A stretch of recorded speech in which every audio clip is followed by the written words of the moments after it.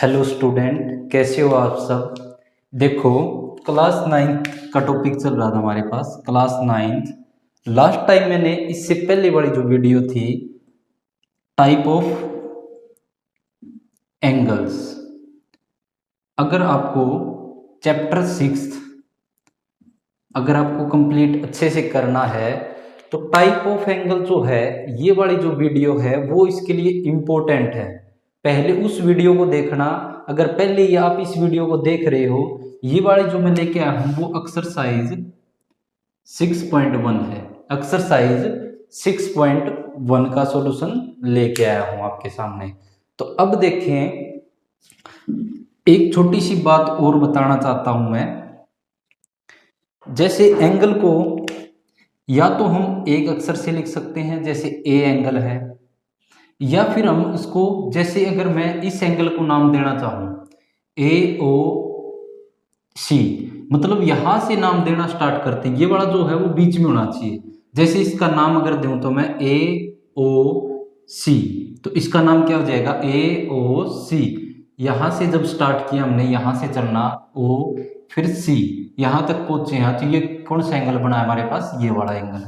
तो एंगल्स का नाम देना इसमें एक महत्वपूर्ण बात है। तो एंगल्स का नाम या तो एक अक्षर से दिया जाता है या फिर 3 अक्षरों से दिया जाता है। बहुत सारे बच्चे यहाँ पे यही गलती करते हैं, कई बार ए ओ एंगल बना देते हैं, तो 2 अक्षरों से कोई एंगल का नाम नहीं बनता। तो अगर मैं थोड़ा सा डिटेल यहाँ ही बता देता हूं, मैं साइड भुजा जो होती है उसको 2 अक्षरों से लिख सकते हैं। जैसे ए से लेकर ओ तक ये है ए ओ भुजा होगी, और अगर ए से लेकर बी तक है ये लाइन, तो पूरी ए बी लाइन हो गई। उसके बाद बी से ओ तक या फिर सी से डी तक जो लाइन है वो हमारे पास सी डी भुजा होगी। तो जो साइड है या भुजा जिसको बोलते हैं, उसको 2 अक्षरों से लिखा जाता है। और जो एंगल है उसको या तो एक अक्षर से, एक से कब लिखा जाता है, जैसे ऐसी आकृति हो, बंद लूप की आकृति है ए बी सी, और कोई एंगल ना बन रहा हो ए पे, ना तो इस तरफ का कोई एंगल बन रहा हो। जैसे अगर ए पे अगर मैं इसको नाम दूं एंगल ए, तो एंगल ए ये होगा। लेकिन अगर इस तरफ भी एंगल बन रहा है तो यहाँ पे एंगल ए ये भी बन रहा है, एंगल ए इस तरफ भी बन रहा है, और एंगल ए तो यहाँ भी बन रहा है कंप्लीट भी। तो उस टाइम पे एंगल ए नाम देना बहुत ही गलत है यहाँ पे। तो या तो हम क्या करते हैं इस टाइम पे, या तो इसको कोई डिनोट कर देते हैं, जैसे छोटा ए से डिनोट कर दें, या फिर एंगल 1 से डिनोट कर दें, तो हम सीधा नाम दे सकते हैं एंगल 1। तो या तो हमें इसको ऐसे नाम देते हैं, या फिर हमें अगर एंगल ए इस तरफ वाला देखना है तो यहां से स्टार्ट कर दो, या फिर यहां से स्टार्ट कर दो बी, और ये क्या होना चाहिए, जिस पे एंगल है वो बीच में होना चाहिए ए सी, ये हो जाएगा। या फिर इस तरफ से शुरू कर दे सी ए बी, इस तरफ से इसको पूरा नाम दे सकते हैं। तो एंगल्स का नाम या तो एक अक्षर में दिया जाता है, या फिर 3 में दिया जाता है, या फिर उसको पर्टिकुलर कोई उसको एक वर्ड मान सकते हो, जैसे एंगल 1 2 या ए बी कुछ भी मान सकते हो, और या फिर उसको पूरा आपको नाम देना आना चाहिए। तो ये आपको थोड़ा सा बेसिक पता होगा। अब हम लेके चलते हैं एक्सरसाइज 6.1, क्वेश्चन नंबर फर्स्ट लेके चलते हैं। और अगर ये वाली थोड़ी सी प्रॉब्लम है, एंगल्स के बारे में आपको ना पता हो, साइड के बारे में ना पता हो, तो इसके लिए एक बार कमेंट सेक्शन में नीचे जाकर के कमेंट कर देना, उसके लिए मैं स्पेशल वीडियो लेके आऊंगा। अब मैं शुरुआत करता हूं एक्सरसाइज 6.1। इसमें क्या क्वेश्चन है, तो क्वेश्चन दे रखा है lines A B and C D.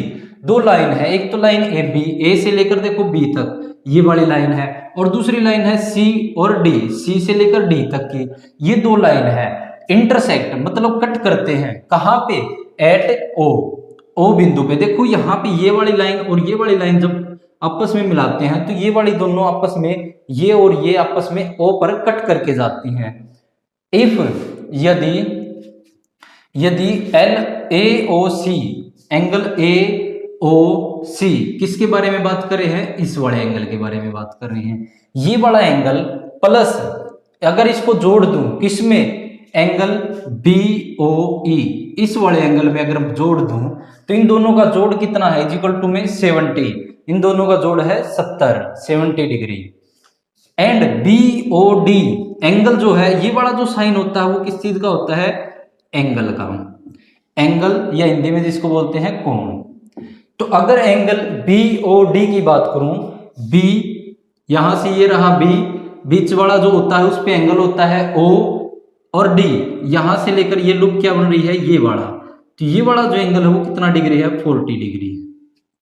और इन दोनों का जोड़ कितना था? 70 था। अब हमें ज्ञात क्या करना है?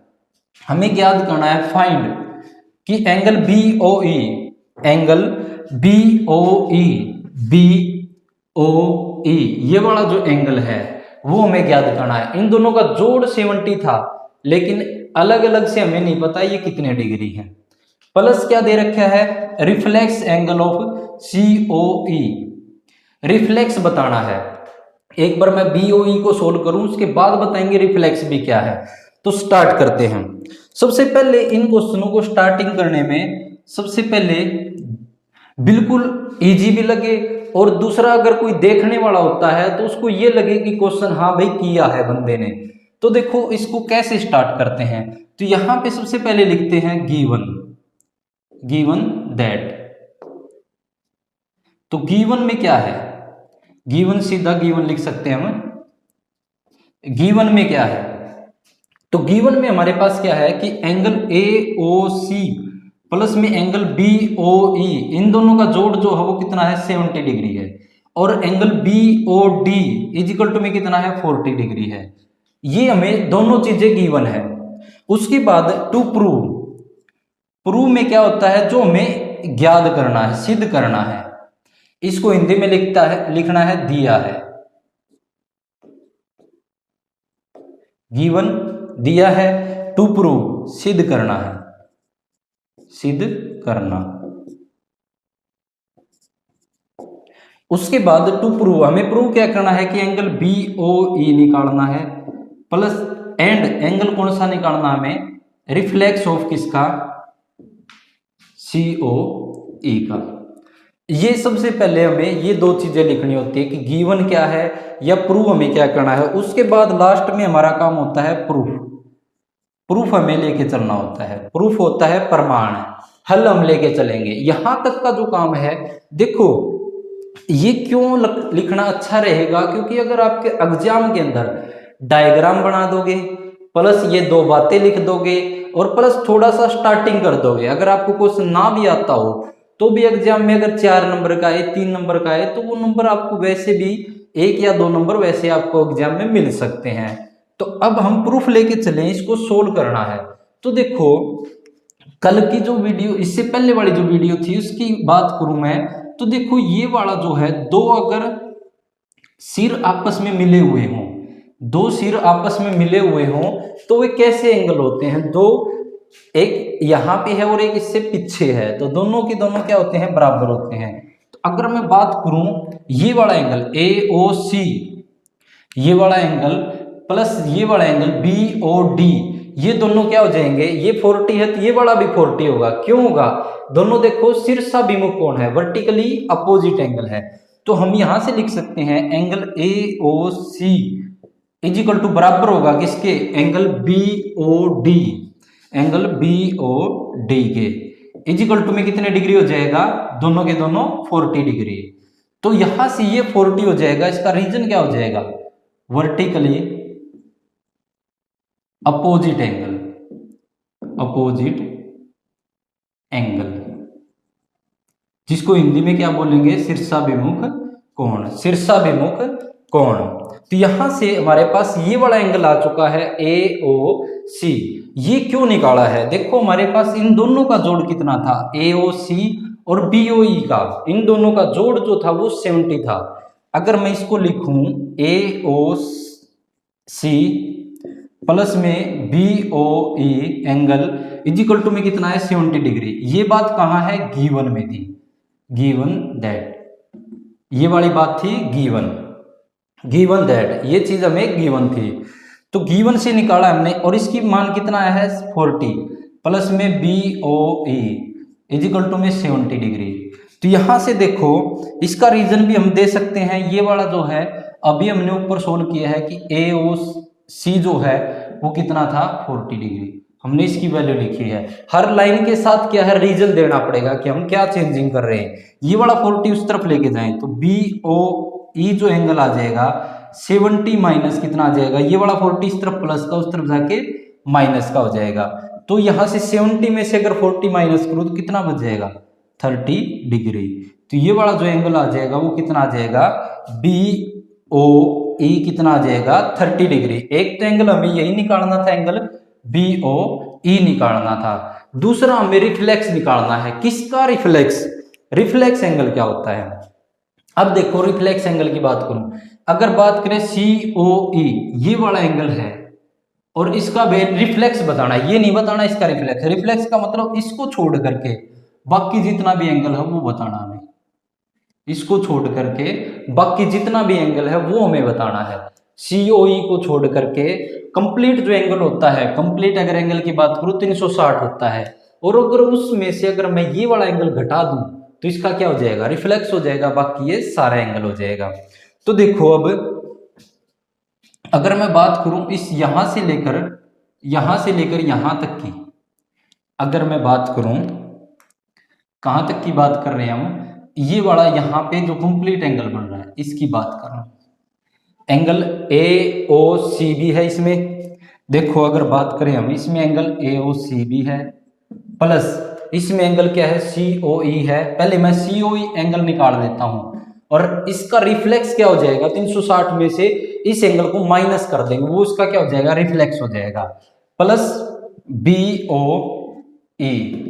देखो तीनों एंगल्स का हमने क्या कर दिया, जोड़ कर दिया, ये वाला प्लस ये और ये। देखो अगर हमारे पास एक सीधी लाइन है और सीधी लाइन पे एंगल होता है वो कितना होता है 180 डिग्री का होता है। तो यहां से देखो अगर ये वाले तीनों एंगल, इन तीनों का जोड़ भी कितना होगा 180 डिग्री होगा। तो 180 डिग्री होगा। इसके लिए रीजन क्या होगा, इसके लिए स्ट्रेट लाइन एंगल, पूरी एक स्ट्रेट लाइन एंगल बन रहा है, पूरी एक क्या है स्ट्रेट लाइन है, ये वाली कंप्लीट एक स्ट्रेट लाइन है। तो इसमें से देखो अब हमारे पास एंगल AOC और BOE, इन दोनों का जोड़ कितना है, AOC प्लस BOE कितना है 70 डिग्री है, प्लस में क्या बच गया COE बच गया, इजिकल टू में 180 डिग्री। अब इसका रीजन भी हमें देना पड़ेगा कि हमने क्या लिखा है कि एंगल BOE प्लस में CAOC, इन दोनों का मान कितना था 70 था। ये हमें यहाँ पे वैल्यू सीधी पुट की है, तो ये पुट की है, तो ये बड़ा 70 उस तरफ जाके COE की वैल्यू कितनी आ जाएगी 180 में से ये वाला 70 इस तरफ प्लस का, उस तरफ जाके माइनस का। तो COE इक्वल टू में 180 में से अगर 70 माइनस करें, 180 में से अगर 70 को घटाएं तो कितना आ जाएगा 110 आ जाएगा, 110 आ जाएगा।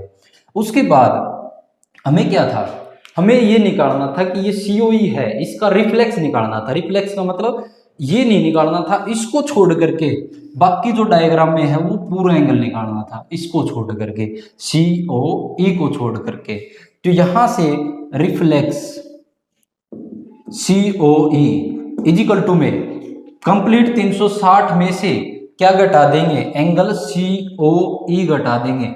इसको छोड़ करके हमें पूरा बताना था, तो ये वाला 360 में से यही घटा देते हैं, तो वही क्या आ जाएगा, इसका रिफ्लेक्स आ जाएगा। 360 में से क्या माइनस करेंगे 110, तो क्या आ जाएगा, तो देखो यहां से अगर घटाएं वैल्यू तो कितना आ जाएगा, 0 में से 0, 1 में से 6 में से 1 गए 5, 3 में से 2, 250 आ जाएगा। ये आ जाएगा कितना 250 डिग्री आ जाएगा।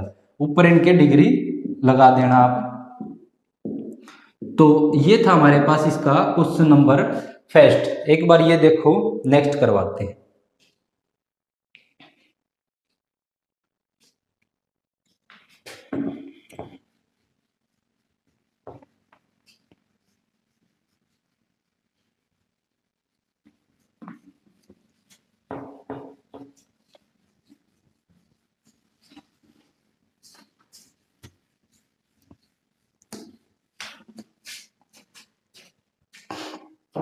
नेक्स्ट क्वेश्चन में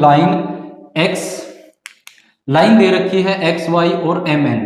ये दो लाइन है, ये तो एक्स वाई है और ये है एम एन, ये दो लाइनें होंगी। इंटरसेक्ट एट ओ, और ये भी क्या है, ओ के ऊपर इंटरसेक्ट करते हैं। और इसमें सबसे पहले गिवन है P O Y, P O Y, ये वाला जो एंगल है वो कितना है 90 डिग्री। ये वाला पी है, ये ओ है, ये वाई है। अगर आपके पास ये डायग्राम नहीं दिख रहा है तो नोटबुक में अगर डायग्राम है उससे देख लेना। उसके बाद ए और बी का रेशो जो है वो 2:3 दे रखे है। ए यहाँ पे एक छोटा ए है, बी है और ये सी है, इनका रेशो, दो का रेशो दे रखा है, ए और बी का रेशो कितना है 2:3, और एंगल हमें सी ज्ञात करना है। तो सबसे पहले जो गिवन होता है वो लिखना होता है। सबसे पहले जो गिवन है वो लिख देते हैं। तो गिवन इज इक्वल टू में क्या है कि हमारे पास गिवन है कि एंगल पी ओ वाई जो है वो कितना है 90 डिग्री है। उसके बाद ए रेशो बी जो है वो कितना है 2:3 है। उसके बाद टू प्रूव, प्रूव मतलब हमें फाइंड जो करना है उसको टू प्रूव लिखते हैं। तो टू प्रूव हमें करना है एंगल सी, एंगल सी, और प्रूफ हम लेके चलेंगे। प्रूफ मतलब हल होता है जिसको हम सोल्व करते हैं, तो ये लेके चलेंगे। तो जब भी आप क्वेश्चन करो तो प्लस गिवन प्रूव दैट, और ये प्रूफ और ये डायग्राम जरूर बनाना है। हर एक क्वेश्चन के साथ आपको डायग्राम बनाना है। जैसे जब भी आप स्टार्ट करोगे तो ये डायग्राम आपको साथ में बनाना है। तो ये वाले एक्स वाई एम एन, ये वाला यहाँ पे पी, ये वाला बिंदु ओ। अब यहां से ये वाला जो एंगल है 90 दे रखा है, ये ए है और ये बी है और ये कितना दे रखा है सी। अब इसको सोल्व करना है। ए बी का रेशो कितना दे रखा है 2:3। सबसे पहले देखो ए और बी, लेट हम मान लेते हैं इनका क्या दे रखा है रेशो।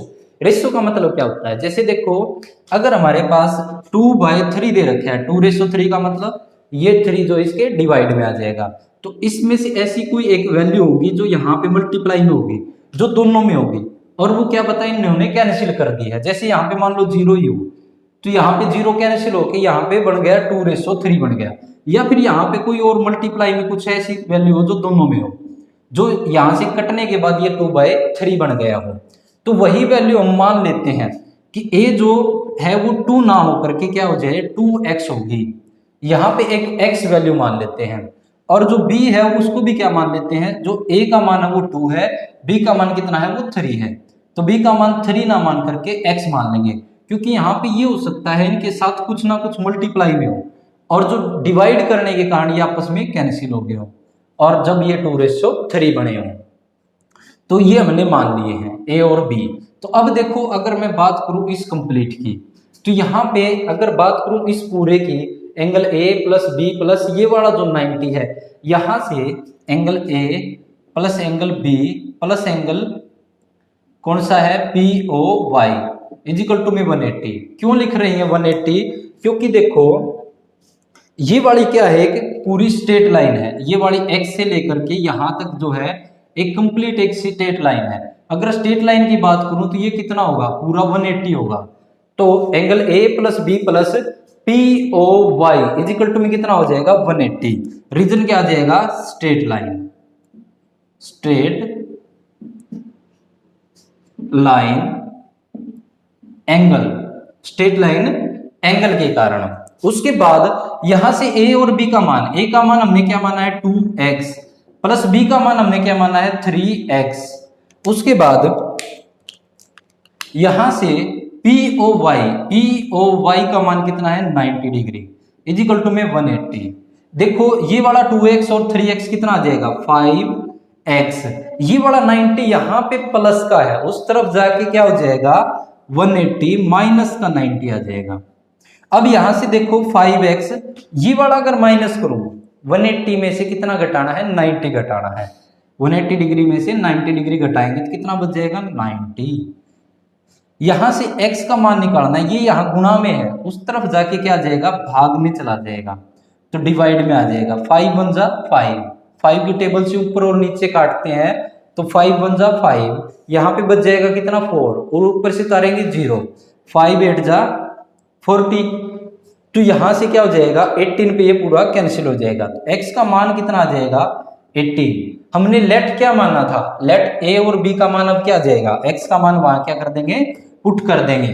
तो देखो हेंस हम कह सकते हैं, hence a is equal to में तो क्या आ जाएगा 2 मल्टीप्लाई x का मान कितना है 18 आया है, और b का मान कितना आ जाएगा b इज इक्वल टू में 3 मल्टीप्लाई 18। तो यहां से 18 टू जा 18 दूनी 36, 18 तिये 54, 18 3 जा 54। तो ये आ जाएगा a और b का मान। तो a और b का मान निकाल दिया। हमें ज्ञात क्या करना है, क्वेश्चन में हमें c का मान ज्ञात करना था। c का मान ज्ञात करने के लिए हमने ये ही क्यों किया तरीका, क्योंकि देखो यहाँ पे हमें ये वाली वैल्यू एक के लिए ये गिवन थी और कोई वैल्यू गिवन नहीं थी। तो यहां से देखो अगर मैं पूरी इसकी बात करूं, ये वाला एंगल बी और सी अगर पूरी बात करूं तो ये पूरी एक स्ट्रेट लाइन बन रही है, एक सीधी रेखा बन रही है, और सीधी रेखा पे कोण कितने डिग्री का होता है 180 डिग्री का। तो अगर मैं बात करूं बी प्लस सी की, बी प्लस सी एंगल कितने के बराबर हो जाएगा 180 के, क्योंकि ये एक सीधी क्या है रेखा है। तो इसका रीजन क्या हो जाएगा स्ट्रेट